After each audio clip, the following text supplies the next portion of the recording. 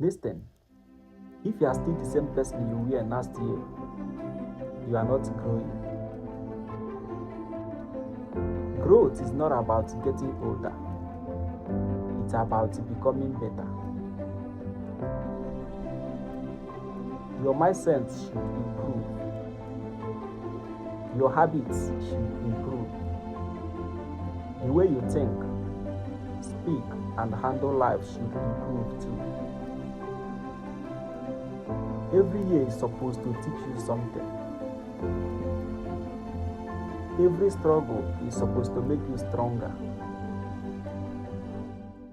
Every mistake is supposed to make you wiser. So don't stay comfortable for too long. Keep learning, keep improving, keep becoming a better version of yourself. Follow for real truth.